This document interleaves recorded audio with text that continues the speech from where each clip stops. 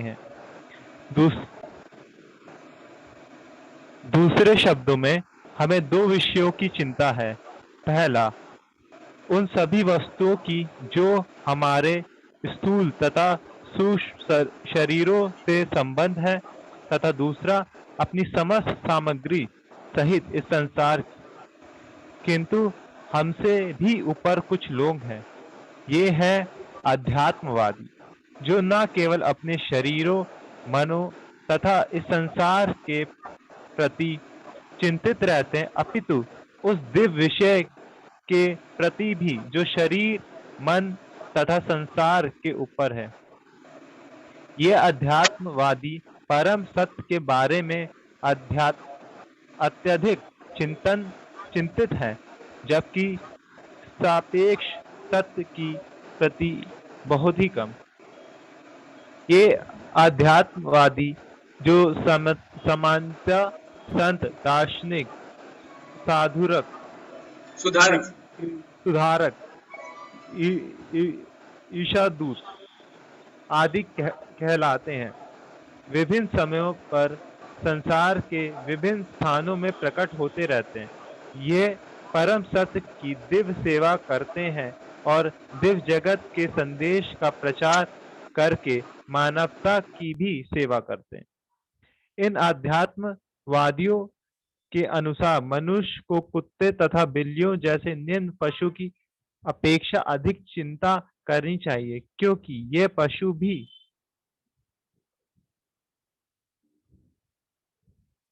मुख्यतः दो बातों के प्रति ही चिंतित रहते हैं। एक तो स्वयं और दूसरा यह संसार। मनुष्यों के अलावा अन्य जीवों में दिव्य विषयों को समझने की क्षमता नहीं होती। इसलिए मनुष्य को समस्त प्राणियों में सर्वोच्च माना जाता है और हमें इस उच्चतर पद की प्रकृति को समझना चाहिए।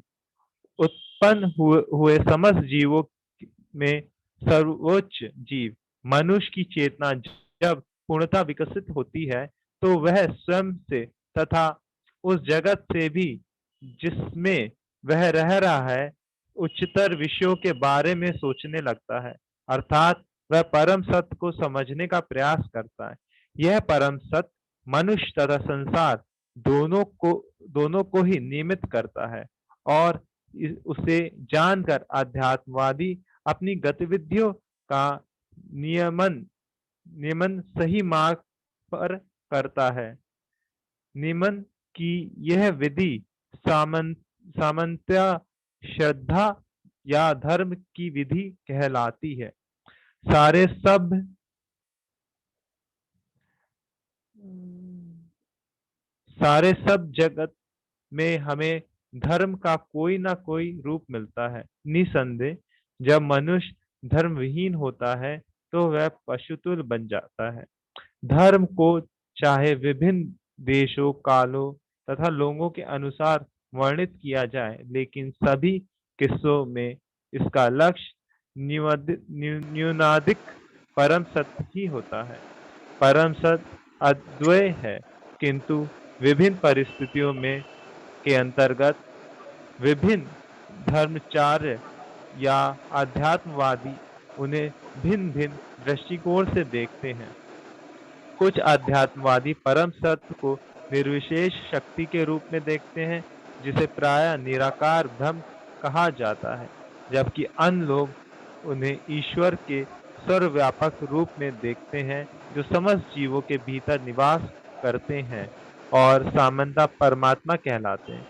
किंतु अध्यात्मवादियों का एक दूसरा महत्वपूर्ण वर्ग है, जो उस परम सत्य को पूर्ण पुरुषोत्तम भगवान के रूप में समझता है, जो एक निर्विशेष तथा सर्वव्यापी गुण से युक्त परम पुरुष है। Okay, thank you. Hare Krishna. Adarsh प्रभु, आदर्श अवस्थी प्रभु। हरे कृष्णा प्रभु जी। हरे कृष्ण। वर्तमान समय में भौतिकवादी प्रवृत्तियों की वेदी पर धर्म शब्द की बलि दी जा रही है। मनुष्य जाति अब निम्नतर पशुओं की भांति खाने, सोने, रक्षा करने तथा अपनी इंद्रियों को तृप्त करने से संबद्ध नियमों के प्रति अधिक चिंतित है। सामान्य प्रवृत्ति यह है कि जहाँ तक हो सके नियमों के प्रति सॉरी जहाँ तक हो सके दिव्य विषयों की यथासंभव उपेक्षा की जाए या किसी भी स्थिति में उसकी गहराई में न जाया जाए। यहाँ तक कि बड़े से बड़े राजनीतिक नेता भी यह कहते सुने गए हैं कि भूखे पुरुष या स्त्री को ईश्वर तथा धर्म में कोई सार्थकता प्रतीत नहीं होती। सामान्य जन ऐसे ही भौतिकवादी लोगों के नेतृत्व में सने सने निम्नतर पशुओं के स्तर की ओर गिरते जा रहे हैं, जो समस्त दिव्य अनुभूति से रहित है और जो अपने भौतिक शरीरों तथा भौतिक जगत से परे कुछ भी नहीं जानते। इस तरह मानव जाति उन कुत्तों के स्तर तक नीचे गिर चुकी है जो किसी अन्य क्षेत्र से आए हुए अन्य कुत्तों के समूह को देखते ही भौंकने के आदी हैं। हम इससे बढ़कर मनुष्य के पतन की कल्पना नहीं कर सकते जब वह अपने क्षेत्र या अपनी धार्मिक उपाधि से संबद्ध न होने वाले अन्य व्यक्ति को देखकर शोर मचाने लगता है। वह इस तरह शोर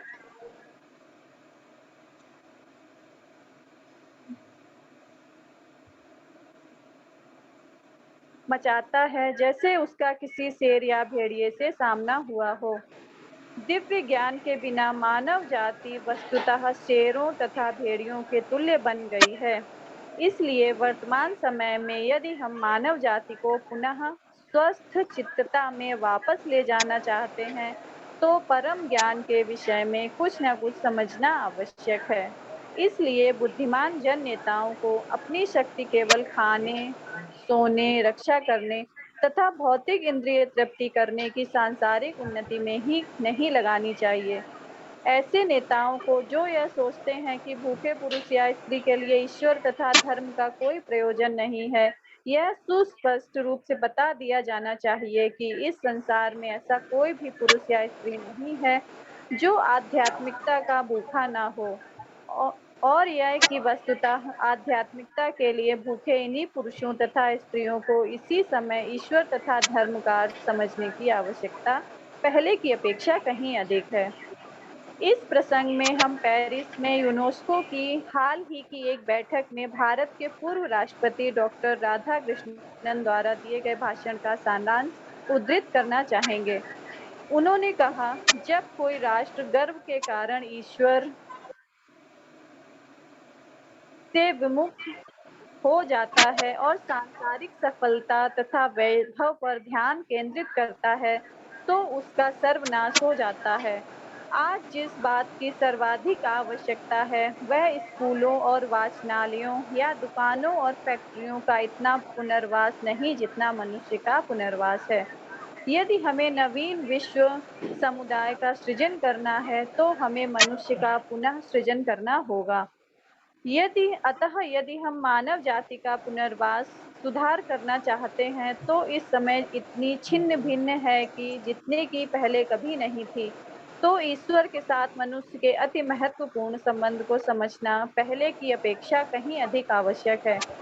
प्रयोगाश्रयी दार्शनिकों तथा तर्कवादियों ने अनेक कल्पनाओं तथा विधियों के द्वारा अपनी संसारी शिक्षा तथा अपने पांडित्यपूर्ण अन्वेषण के बल पर परम सत्य के साथ जीवों के अंतर्निहित संबंध को समझने का प्रयास किया है।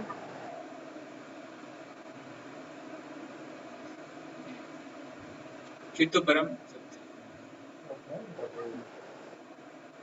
किंतु परम सत्य सदैव इन दार्शनिकों तथा इनके उपार्जित ज्ञान के परे रहता है। परम सत्य की संकल्पना कभी भी हमारी अपूर्ण भौतिक इंद्रियों से उत्पन्न ऐसी आरोही विधि से पूरी तरह प्राप्त नहीं की जाती।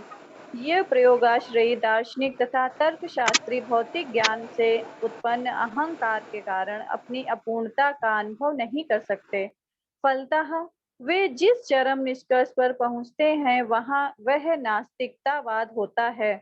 वे उन परम पुरुष ईश्वर के अस्तित्व को नहीं मानते जो अन्य समस्त पुरुषों से भिन्न हैं। नास्तिकता के ऐसे अस्पष्ट ख्याल के वशीभूत ऐसे भौतिकतावादी दार्शनिक पहले की भांति ही अंधकार में पड़े रहते हैं। वे अपने ही विचारों के अनुसार कल्पित परम सत्य की संकल्पना से तुष्ट रहते हैं और हमारे साथ ईश्वर का जो वास्तविक संबंध है उसे जान नहीं पाते।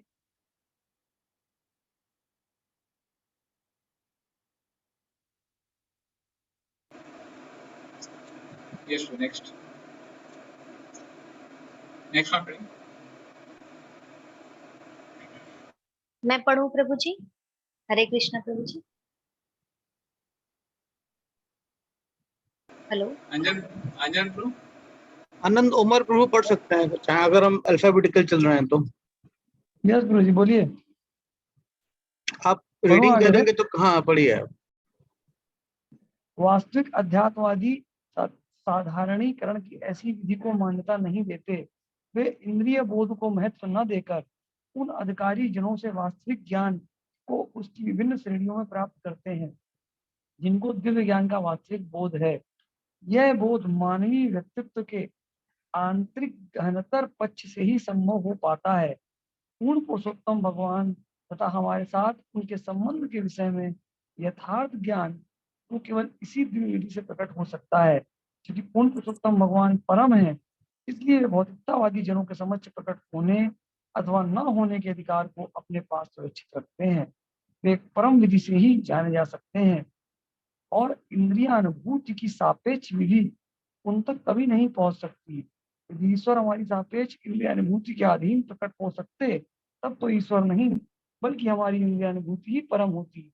इसलिए अपनी समस्त अनेकानेक अवस्थाओं में यह इंद्रियानुभूति इस ज्ञान प्राप्त करने में भ्रांति उत्पन्न करने वाली है। हम अपने अपूर्ण ज्ञान से परम सत्य तक नहीं पहुंच सकते, किंतु परम सत्य अपनी दया से स्वयं प्रकट होते हैं। रात्रि के अंधकार में हम उच्चतम औद्योगिकी के बल से भी सूर्य को प्रकट होने के लिए बाध्य नहीं कर सकते, किंतु प्रातः काल सूर्य स्वयं हो बिना हमारे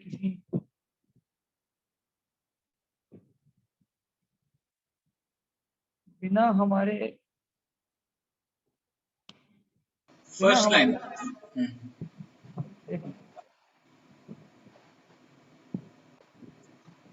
बिना हमारे भौतिकतावादी प्रयास की अपनी इच्छा से प्रकट होता है। जब सूर्य उदय होता है तो रात्रि का अंधकार स्वयं ही लुप्त हो जाता है। इसी तरह पुरुषोत्तम भगवान या उनके अतरंग सेवक इसी प्रकार की भौतिक शक्ति की सहायता के बिना अपनी मिली शक्ति से स्वयं प्रकट होते हैं। वे अपनी अहेतु की कृपा से केवल उन पतित आत्माओं को लाभ पहुंचाने के लिए अवतरित होते हैं जिनमें ईश्वर की भौतिक शक्ति द्वारा प्रकृति के गुण कहते हैं विमोहित होने की प्रवृत्ति हो। किंतु यदि हम प्रातः काल जब सूर्य उदय होता है उस समय अपने दरवाजे या खिड़कियां बंद रखें तो निश्चित रूप से सूर्य की किरणें हमारे अंधकार में कमरे में प्रवेश नहीं हो सकती। इसी तरह जब श्री भगवान या उनके अतरंग सेवक स्वयं को प्रकट करते हैं और ईश्वर के संदेश का प्रचार करते हैं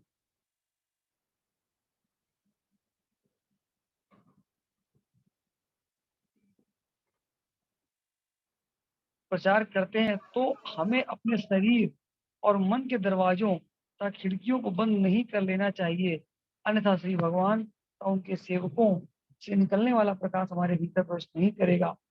सामान्यतः ऐसे दिव्य स्रोतों से निकलने वाला प्रकाश हमारी श्रवण इंद्रियों से हमारे भीतर प्रविष्ट होता है। अतः यदि हम श्री भगवान के संदेश का विनीत भाव से श्रवण करने के लिए तैयार हों तो हम श्री भगवान को उनके यथार्थ रूप में तो उनके अपने संबंध को तत्व से जान सकते हैं।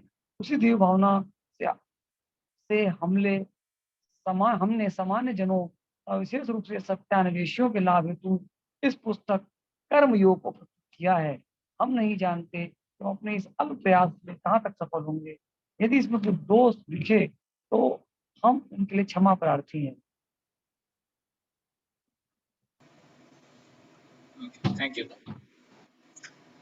तो सारांश में प्रभुपाद जी को सुंदर रूप से बताते हैं किस प्रकार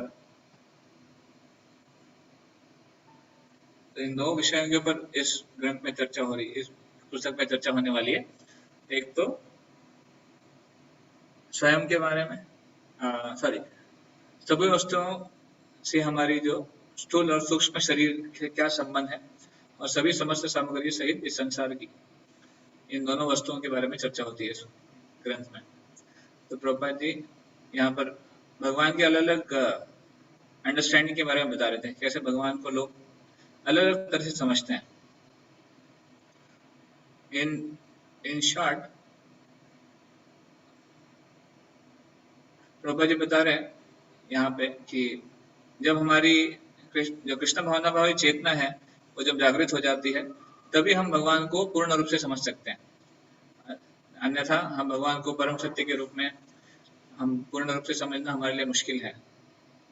और इसके लिए हमें धर्म के बारे में बात करना या फिर धर्म का पालन करना बहुत जरूरी है। धर्म के बिना व्यक्ति पशुतुल्य बन जाता है। जिस प्रकार हमने महाभारत में भी वो श्लोक देखा था, धर्मेण हीन पशु भी समान। तो व्यक्ति जो है अगर धर्म का अभ्यास नहीं करता है, धर्म का पालन नहीं करता है, तो पशुतुल्य है। और फिर प्रभुपाद जी वर्णन करते हैं कि किस प्रकार हमारे आज का समाज भी एक प्रकार से पशुतुल्य बनते जा रहा है।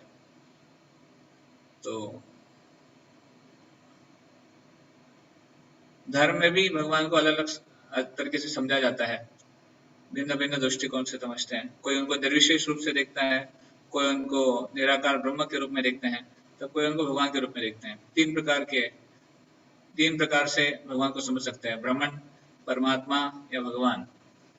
तो अलग अलग लोग, अलग अलग अध्यात्मवादी भी अलग अलग रूप से भगवान को समझते हैं। पर इन तीनों का जो सारांश है वो हम जो हमारी गौड़ीय वैष्णव की शिक्षाएं हैं उसमें हम समझ सकते हैं कि इस प्रकार भगवान का जो the understanding of God as Bhagwan is the supreme. Krishna को भगवान के रूप में मानना, न कि निर्विशेष। निर्विशेष ब्रह्म भी है वो, और परमात्मा भी है, लोकलाइज परमात्मा भी है, पर वो भगवान है। सबसे उच्च स्तर का अंडरस्टैंडिंग यही है कि वो भगवान है। इस प्रकार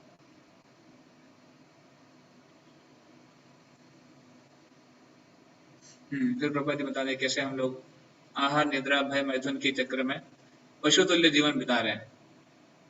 प्रभुपाद जी कह रहे हैं शनै शनै निम्न स्तर पशुओं के स्तर पे आते जा रहे हैं। आज हम देख सकते हैं भौतिक दुनिया में भी किस प्रकार लोग धीरे धीरे जो क्वालिटी है जीवन का वो गिर रहा है। लोग अध्यात्म में इंटरेस्ट नहीं रखते हैं, लोग केवल शरीर के बारे में, लोग केवल एक भौतिक स्तर पे ही सुख के बारे में सोच रहे हैं। लोगों को रियलाइज्ड नॉलेज नहीं चाहिए। लोग जैसे एग्जाम्स भी आते हैं, हम देख सकते हैं स्टूडेंट्स के मन में एक ही भाव होता है, पास करना है, केवल समझना नहीं है। तो इसलिए फिर रट्टा लगा के कॉपी करके जैसे भी हो जाए पास होना है, और फिर नंबर कमाना है। नंबर कमाए क्या करना है, कैसे तो पैसे कमाकर अपने इंद्रिय तृप्ति करनी है, यही उद्देश्य रह गया है। तो इसलिए हम क्लियरली देख सकते हैं समाज कैसे आध्यात्मिक स्तर से बहुत नीचे गिर रहा है। और से प्रभुपाद जी उसको बहुत एक बहुत ही ग्राफिक रूप से बोलते हैं कि कुत्तों का समाज है। या तो कभी कभी बहुत गाली जैसे लगता है, बट एक्चुअली ये एक स्तर की बात प्रभुपाद जी कर रहे हैं। इसको प्रभुपाद जी लिटरली नहीं किसी को संबोधन कर रहे हैं। It's like cats and dogs, civilisation of cats and dogs Prabhupada ji बोलते हैं, कुत्ते बिल्लियों का समूह की तरह। और हम देख सकते हैं प्रभुपाद जी बोलते हैं कि जब कुत्ता किसी दूसरी गली में जाता है तो दूसरी गली के कुत्ते भौंकते हैं और कहते हैं कि मेरी जगह है, आप कैसे आ सकते हैं यहाँ पर। तो उनमें भी शारीरिक चेतना होती है, उनमें भी अहम होता है कि मेरा रोड है ये मेरी गली है। उसी तरह हम भी एक शारीरिक चेतना के स्तर पे हम भी दूसरों को अपनी संपत्ति को अपना मानते हैं और दूसरों को फिर क्वेश्चन करते हैं, आप कैसे हमसे ले सकते हैं, या फिर आप यहाँ कैसे आ गए, ऐसे। तो इसलिए ये शारीरिक चेतना या फिर ये जो निम्न स्तर है, इससे उठना बहुत जरूरी है। तो प्रभुपाद जी कह रहे हैं कि एक्चुअल जो भूख है वो अध्यात्म की भूख है।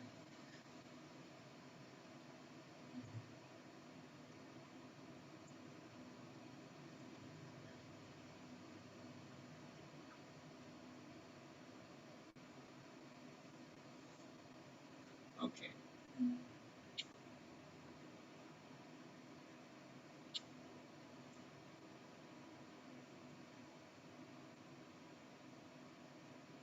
ठीक है। तो बेसिकली प्रभुपाद जी बता रहे थे कि अपूर्ण ज्ञान, कैसे हम अपूर्ण ज्ञान से भगवान के स्तर तक नहीं पहुंच सकते। जैसे रात्रि में हमें, क्योंकि अंधकार है तो हम अंधकार में ठीक से देख नहीं सकते, इसलिए हम सूर्य को नहीं समझ सकते। तो सूर्य जब अपने आप प्रकट होता है तभी हम सूर्य की शक्ति को समझ पाते हैं, सूर्य को देख पाते हैं। उसी तरह हमारे जीवन में, अंधकारमय जीवन में, जब भगवान स्वयं प्रकट होंगे तभी हम भगवान को समझ सकते हैं। हम अपने बल पे भगवान को नहीं समझ सकते। भगवान खुद हमें साक्षात्कार दिलाते हैं। इसलिए आध्यात्मिक जीवन में एक चीज समझना बहुत जरूरी है, that it's more of a realised knowledge than acquired knowledge. आध्यात्मिक जीवन ये ज्ञान प्राप्त करने का विषय नहीं है, ये ज्ञान साक्षात्कार करने का विषय है। और वो साक्षात्कार होता है भगवान की कृपा से, गुरु की कृपा से। वो हम अपने बल पे नहीं कर सकते। इसीलिए ये भाव हमें, ये जो भाव है आज की दुनिया का, आज की दुनिया में अनफॉर्चुनेटली जो शिक्षाएं हैं वो हमें इस भाव तक लेके आती है कि आप कर सकते हो और आप अपने बल पे चीजों को हासिल कर सकते हैं, प्राप्त कर सकते हैं। बट आध्यात्मिक जगत का भाव यह है कि हम अपने बल पे कुछ नहीं कर सकते। एकाकी आमार नाही पाया बल, हरिनाम संकीर्तने तुम्ही कृपा कोरी, श्रद्धा बिंदु दिया देहो कृष्ण नाम धने। आप कृपा करेंगे तो हमें श्रद्धा आएगी और उससे हम कृष्ण का नाम जप कर सकते हैं। तो इस प्रकार वो गुरु को प्रार्थना करते हैं। तो इसलिए आध्यात्मिक जीवन और भौतिक जीवन का एकदम ऑपोजिट पैरामीटर है। भौतिक जीवन में लोग स्वयं से ही प्राप्त करने का प्रयास करते हैं और स्वयं से ही उनको लगता है कि हम अचीव कर लेंगे और जो हमने समझा है वो सबसे सही है। और आध्यात्मिक जीवन में बिल्कुल विपरीत है। हम स्वयं से न प्राप्त कर कर गुरु कृष्ण की कृपा पे ज्यादा निर्भर होते हैं और वो जो साक्षात्कार हमें होता है वो असली साक्षात्कार है, क्योंकि वो पूर्ण है। हम जो स्वयं से ज्ञान प्राप्त कर सकते हैं, साक्षात्कार प्राप्त करते हैं, वो अपूर्ण है। इसलिए भगवान को समझने के लिए हमें भगवान के शुद्ध भक्तों पर निर्भर रहना चाहिए।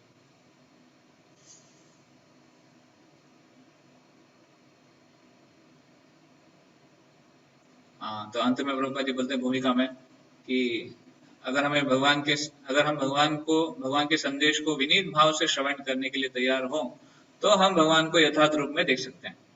तो ये बहुत इंपॉर्टेंट है ये लाइन, दैट विनीत भाव से हमें भगवान के बारे में जानना है या फिर भगवान के बारे में श्रवण करना है। क्योंकि हम श्रवण तो करते हैं, आध्यात्मिक जीवन में जुड़ने के बाद भी हम श्रवण कीर्तन करते हैं, पर अगर हमारा भाव अगर विनीत नहीं है, नम्र नहीं है, तो ग्रहण करने में एक प्रकार से रुकावट आ जाती है। तो इसलिए ऐसे कहा जाता है कि प्रभुपाद जी भी कहते हैं that humility is a very important factor. Humility is like the vessel in which we can accept the mercy. तो नम्रता या फिर विनीत भाव वो पात्र है जिसमें हम कृपा को ग्रहण कर सकते हैं। कुछ भी चीज ग्रहण करने के लिए पात्रता की जरूरत है। पात्र मतलब कुछ होना चाहिए जिसमें हम ले सकते हैं। जैसे बहुत सारा भोजन है, पर भोजन खाने के लिए प्लेट चाहिए, प्लेट नहीं होगा तो हम खा नहीं पाएंगे।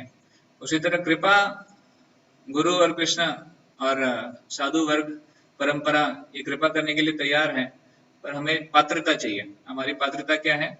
वो है हमारी नम्रता, विनीत भाव से श्रवण करना। इसलिए हमारे श्रवण कीर्तन में इनफैक्ट प्रभुपाद जी अन्य जगह लिखते भी हैं कि अगर हम श्रवण कीर्तन करके अगर हम नम्र नहीं बन रहे हैं, विनीत नहीं हो रहे हैं, तो इसका मतलब हमारा श्रवण कीर्तन ठीक से नहीं हो रहा है।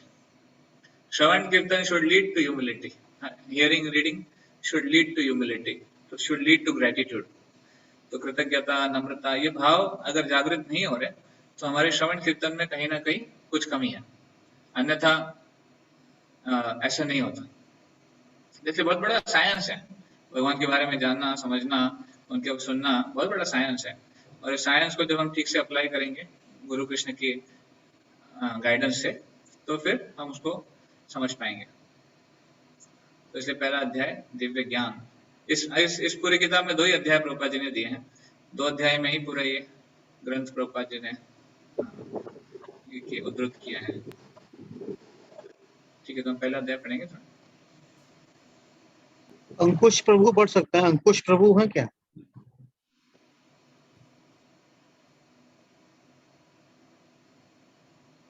बीना जन माता जी। हरे कृष्णा प्रभु जी। पढ़िए प्रभु जी। पढ़िए प्रभु जी। जी पढ़ रहे हैं। सामान्यतः हम अपने 2 छोटे नेत्रों पर गर्वित रहते हैं और अभिभावक ऊपर से पढ़िए। ओके प्रभु जी। हम उन सर्व करुणामय गुरु कृष्ण कृपा मूर्ति श्रीमद भक्ति सिद्धांत सरस्वती गोस्वामी प्रभुपाद को सादर तथा विनीत रूप से नमस्कार करते हैं, जो पतितों के उद्धारक हैं। उन्होंने दिव्य ज्ञान की सलाका से हमारी आंखें खोलकर अज्ञान के अंधकार को दूर किया है। यह ज्ञान इन्होंने सारे लोगों को लाभार्थ प्रकट किया है। सामान्यतः हम अपने दो छोटे नेत्रों पर गर्वित रहते हैं और अभिमान पूर्वक उनसे प्रत्येक वस्तु को देखने के लिए सदैव उत्साहित रहते हैं, किंतु हम यह नहीं जानते हैं कि इस क्षण हम जो भी देख रहे हैं वह अज्ञान के अंधकार से आच्छादित है।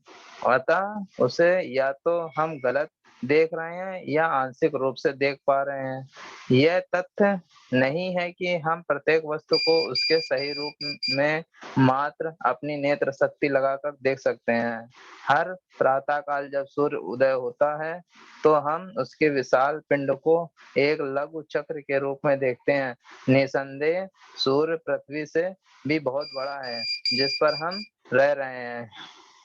इस तरह प्रतिदिन प्रातः काल हमारे आत्मविश्वास और मिथ्या अभिमान पूर्ण दृष्टि की परीक्षा होती है और वह विसंगत हो जाती है। हमारे नेत्र केवल कुछ ही अनुकूल दशाओं में ज्ञान का संचय कर सकते हैं। हम ना तो उन वस्तुओं को देख सकते हैं और हैं जो हमसे बहुत दूर हैं, और ना ही हम अंधकार को छिन्न भिन्न कर सकते हैं या अपने अति निकट की वस्तु को देख पाते हैं, जैसे कि हमारी अपनी ही पलकें।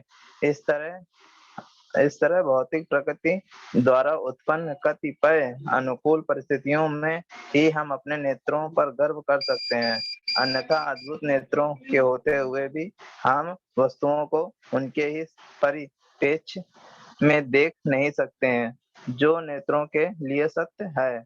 वहीं अन्य इंद्रियां भी लागू होता है जिनका उपयोग हम ज्ञान संचय हेतु करते हैं। ऐसी परिस्थितियों में हम इस क्षण जो भी अनुभव कर रहे हैं वह पूर्णतः परिस्थिति जन्य है तथा अतः इसमें त्रुटियां और अपूर्णताएं रहती हैं।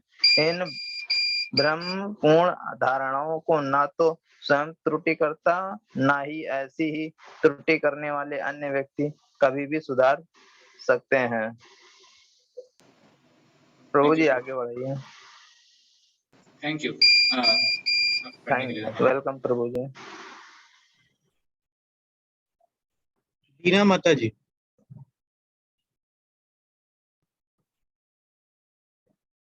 माइक बंद है बीना माता जी आपका। आपको स्क्रॉल करना पड़ेगा थोड़ा ऊपर नीचे, क्योंकि मेरे मोबाइल पे पूरा आता नहीं है।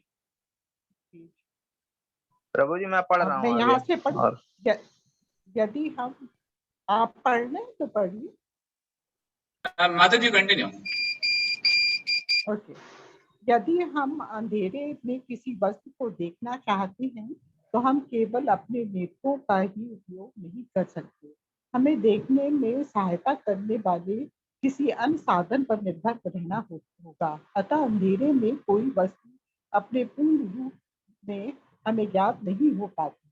ऐसी स्थिति में यदि हम स्पर्श से या अन्य किसी साधन से कुछ ज्ञान प्राप्त कर भी लें तो वह केवल भ्रमपूर्ण अथवा अपूर्ण होता है। ये स्थिति वैसी ही है जैसे कि अंधों के उस दल की होती है जो किसी हाथी को पाकर एक दूसरे से इस विचित्र नए प्राणी का वर्णन करने का प्रयास करते हैं। उनमें से एक अंधा सूट को छूता है और कहता है ये प्राणी तो एक विशाल सर्प है।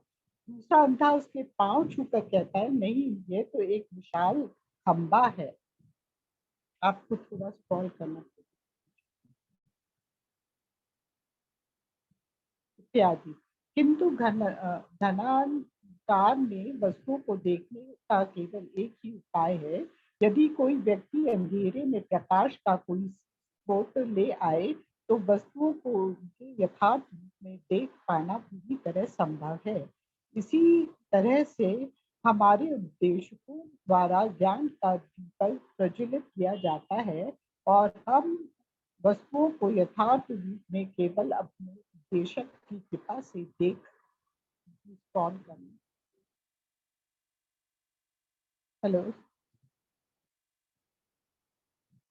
देख सकते हैं।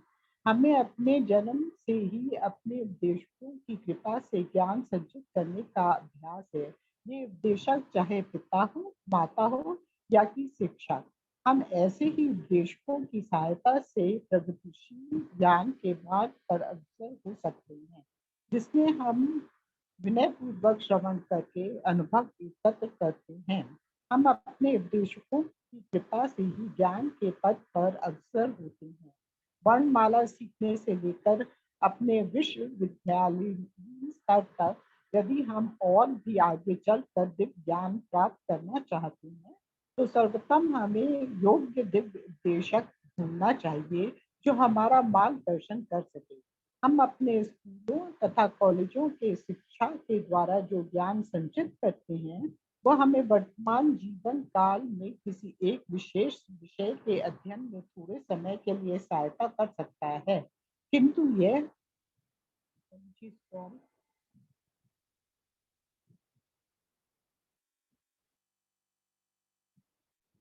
शिक्षा उस दिव्य ज्ञान की हमारी सनातन आवश्यकता को पूरा नहीं कर सकता, जिसके लिए हम जन्म जन्मांतर दिन प्रतिदिन घंटा प्रति घंटा ललायित रहते हैं। इसी विषय में सफलता पाने के लिए यह आवश्यक है कि उस विषय के अध्यापक से संबंध स्थापित किया जाए और उस विशेष दिशा में अनुकूल रीति से कार्य किया जाए। किसी शैक्षिक विश्वविद्यालय में रहकर उपाधि प्राप्त करने के लिए हमें सर्वप्रथम उस संस्था से संबंध स्थापित करना होता है। वहां पर हमें अपने शिक्षकों के निर्देशों का पालन करना होता है और उनके निर्देशानुसार कार्य करना होता है। वांछित सफलता पाने के लिए यह अति आवश्यक है। इसी तरह यदि हम नित्य जीवन के सिद्धांतों को जानने के लिए वास्तव में ललायत हैं और वस्तुओं को सही परिप्रेक्ष्य में देखना चाहते हैं, तो हमें ऐसे उपदेशक से संबंध स्थापित करने की आवश्यकता होती है जो यथार्थ रूप से हमारी आंखें खोल सकें और अज्ञान के चुंगल से हमें बचा सकें। गुरु का आश्रय लेने की ये विधि शाश्वत यथार्थता है। कोई भी इस शाश्वत नियम का उल्लंघन नहीं कर सकता। थैंक यू माता। चिंतामणि प्रभु,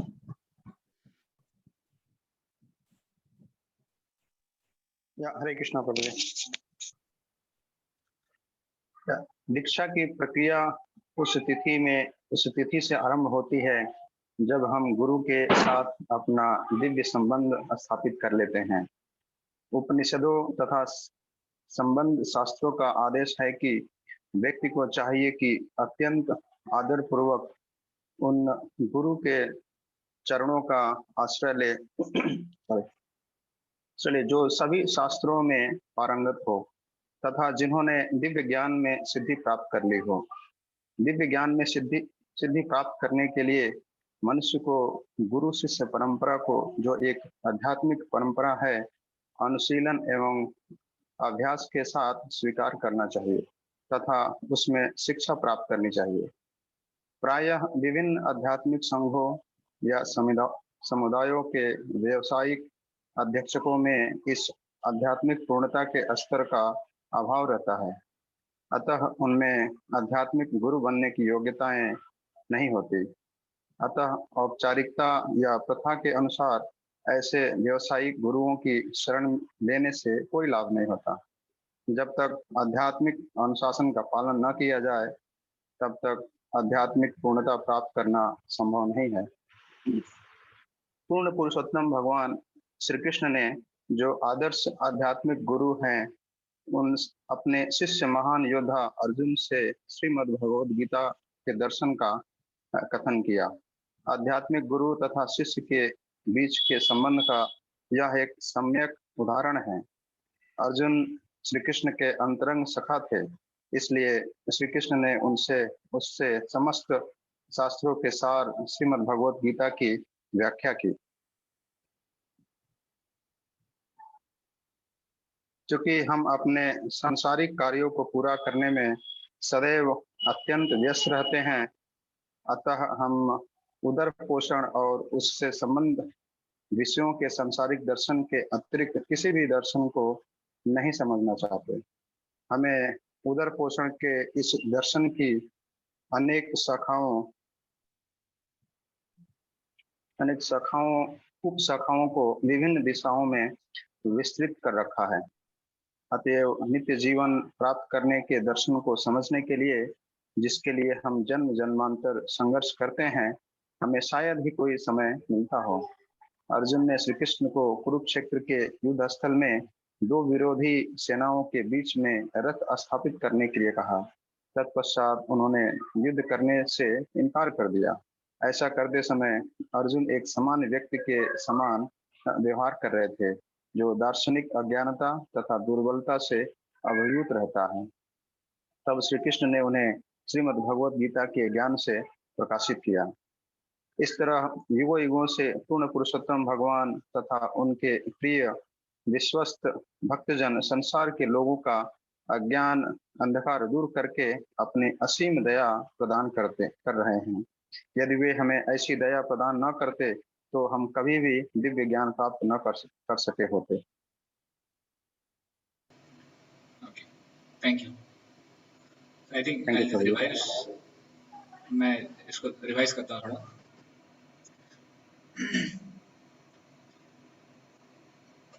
तो शुरुआत में प्रभुपाद जी श्रील भक्ति सिद्धांत सरस्वती ठाकुर उनको प्रार्थना करते हुए एक ग्रंथ की शुरुआत करते हैं। तो इस प्रार्थना के ही भाव को आगे बढ़ाते हुए प्रभुपाद जी बताते हैं किस प्रकार हम अपने स्तर पे ज्ञान को प्राप्त नहीं कर सकते। छोटे दो नेत्रों से या फिर छोटे अपनी इंद्रियों से, अपूर्ण इंद्रियों से हम ज्ञान प्राप्ति नहीं कर सकते। तो आपको याद होगा हमारे जो सेशंस हैं, जो शुरुआत में हमने कोर्स जो लिए थे डिस्कवरी सेशंस के, उसका बेसिस भी कुछ ऐसे ही था। तो इस प्रकार हम देख सकते हैं कैसे जो हमने कोर्सेज देखे थे वो एक प्रकार से प्रभुपाद की बुक्स पे आधारित हैं पूरी तरह। और ऐसे ही बेसिक कॉन्सेप्ट्स को जो प्रभुपाद जी ने हमें दिए हैं उसी के माध्यम से हम लोगों को अच्छे से कृष्ण भावनामृत में इंस्पायर कर सकते हैं। तो यहाँ पे प्रभुपाद जी इंद्रियों की अपूर्णता के बारे में बात करते हैं, आंखों के बारे में, कानों के बारे में और अलग अलग इंद्रियों के बारे में। ऐसे तो हमें प्रभुपाद जी डिटेल में बताते हैं कैसे हमारी आंखें पूर्ण हैं, हम सब कुछ नहीं देख सकते, हम अपनी पलकों को भी नहीं देख सकते, हालांकि सबसे करीब है फिर भी उसको नहीं देख सकते। और जब सूर्य उदय होता है तो हमको एक बॉल की तरह दिखता है, और एक्चुअल में है वो बहुत बड़ा ग्रह, हमसे बहुत ज्यादा बड़ा ग्रह है, और हमें लगता है कि छोटा एक बॉल की तरह ऐसे। तो प्रभुपाद जी यहाँ पर आंखों की कमियों के बारे में बता रहे हैं ऐसे। और इसलिए भगवान को समझने के लिए हमें दिव्य नेत्रों की आवश्यकता है। हमें नेत्रों पे गर्व नहीं करना चाहिए। तो अपूर्णताओं से प्रभुपाद जी बता रहे हैं कि किस प्रकार हम अज्ञानता में किसी भी वस्तु को देखेंगे तो वो अच्छे से समझ नहीं पाएंगे। तो जैसे प्रभुपाद जी ने उदाहरण दिया उस हाथी का, कि अगर अंधे लोग हैं और अज्ञानतावश हाथी को समझने का प्रयास कर रहे हैं, वो नहीं जानते कि हाथी क्या है। तो एक कहता है कि हाथी एक विशाल सर्प है, हाथी एक विशाल खंभा है इत्यादि। तो ये जो अंधे लोग हैं जिन्होंने हाथी का कभी अनुभव नहीं किया है, ये कभी हाथी को देख नहीं सकते। इसीलिए ज्ञान में चीजों को समझा जा सकता है। तो जो व्यक्ति ज्ञान रखता है, प्रकाश में है, वो चीजों को समझ सकता है, वास्तविक रूप से, यथार्थ रूप से उसको देख सकता है। तो इसीलिए प्रभुपाद जी कह रहे हैं कि हमारे उपदेशक दिव्य ज्ञान के जो ज्योत है, जो दीपक है, उसको प्रज्वलित करने हम जाते हैं। तो इस प्रकार हम सबका एक जिम्मेदारी है कि हम जो दिव्य ज्ञान है वो सब तक पहुंचाएं। वो एक दीपक की तरह है जिसको हमें पूरे विश्व में फैलाना है।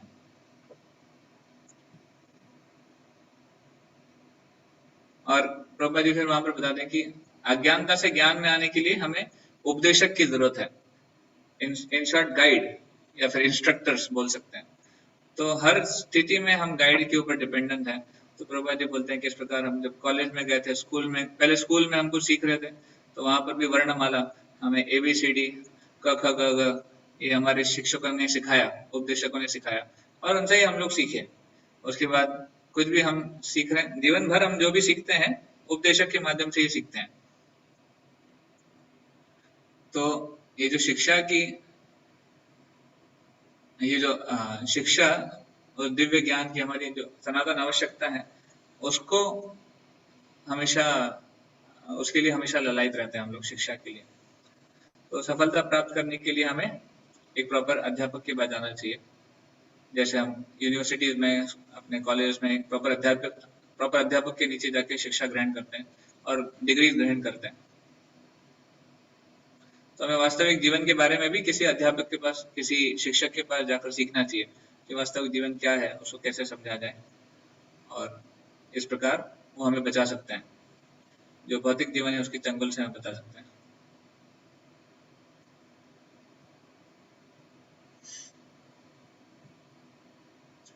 ओके, तो आई थिंक यहाँ तो हमने पढ़ा ना।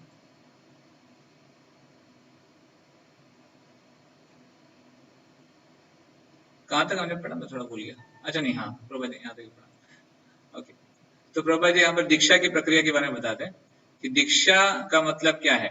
दीक्षा की प्रक्रिया मतलब वहां से आरंभ होती है जहाँ पे शिष्य समर्पण करते हैं, गुरु के साथ अपना दिव्य संबंध स्थापित कर लेते हैं या फिर समर्पण करते हैं। तो दीक्षा किसको बोलते हैं? दीक्षा केवल एक औपचारिक नाम ग्रहण करना नहीं है। नाम मिलता है वो तो बात की बात है, वो तो एक फॉर्मेलिटी है, बट दीक्षा का असली मतलब है जब हम गुरु के साथ अपना संबंध स्थापित करना प्रयास करते हैं। और संबंध कैसे स्थापित करेंगे? उनको उनकी सेवा कर कर, उनको उनके जो इंस्ट्रक्शन है उसको पालन कर कर, उनके जो वाणी है उसकी सेवा कर कर।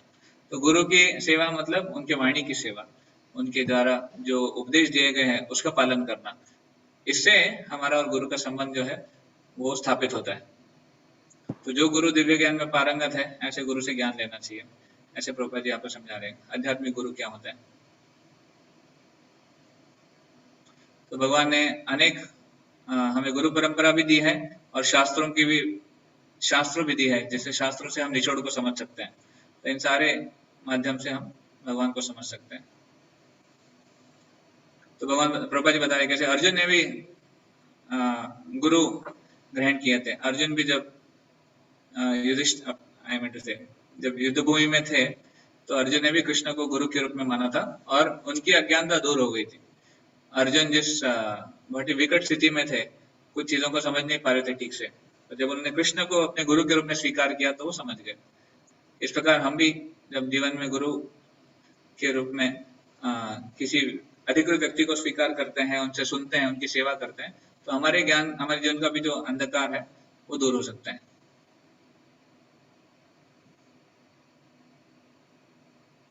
ठीक है, तो आई थिंक हम यहाँ पे एंड करेंगे आज और नेक्स्ट टाइम हम कंटिन्यू करेंगे। Thank you very much. किसी को कोई प्रश्न है या फिर टिप्पणी है?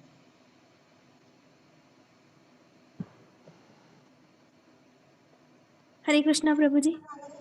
हरे कृष्णा। प्रभु जी मेरा एक क्वेश्चन था, बट वो इस बुक से नहीं है, वो भगवत गीता से है, तो मैं पूछ सकती हूँ? हाँ, मतलब आज के टॉपिक से नहीं है। हाँ, आज के टॉपिक से नहीं है, तो अगर आप कहें तो, वरना बाद में पूछ लूंगी मैं। पहले पूछ लेते हैं, अगर किसी को आज के टॉपिक से कोई क्वेश्चन है तो। Okay.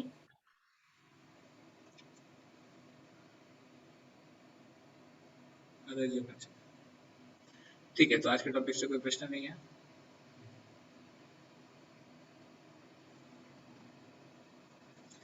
Yes Madhu, you can ask. हाँ प्रभु जी, तो मेरा क्वेश्चन था कि भगवत गीता के 8th चैप्टर में मतलब श्रील प्रभुपाद ने लिखा है कि जैसे जब ब्रह्मा जी का पूरा लाइफ ओवर हो जाती है तो उसके बाद जितने भी जीव होते हैं, लिविंग एंटिटीज होते हैं, वो अनमैनिफेस्ट स्टेट में रहते हैं millions and millions of years तक।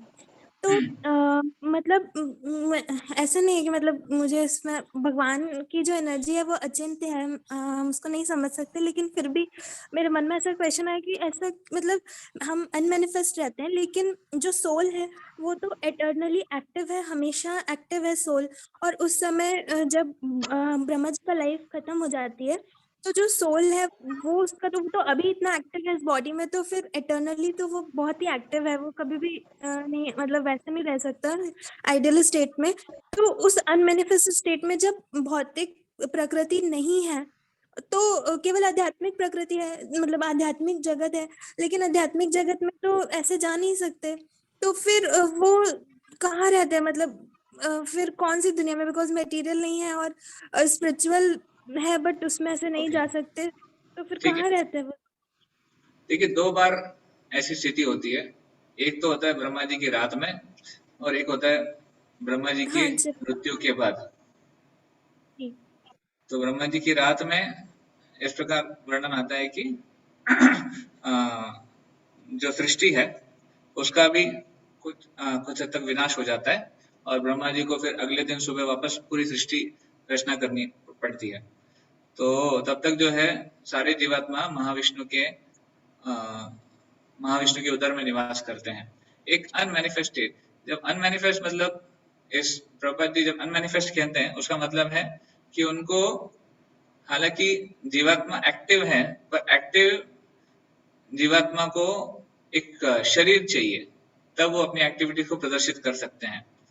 तो उनमें सूक्ष्म शरीर है पर स्थूल शरीर नहीं है, और सूक्ष्म शरीर को भी एक प्रकार से उसको बोलते हैं in slumber, state of slumber Prabhupada ji लिखते हैं। स्लम्बर मतलब निद्रा। अब जैसे हम जब रात में सोते भी हैं तो क्योंकि हमारे पास ये शरीर है, एक्टिव शरीर है, और शरीर तो लेटा हुआ है, और मन के माध्यम से हम किसी दूसरी दुनिया में भी रह सकते हैं।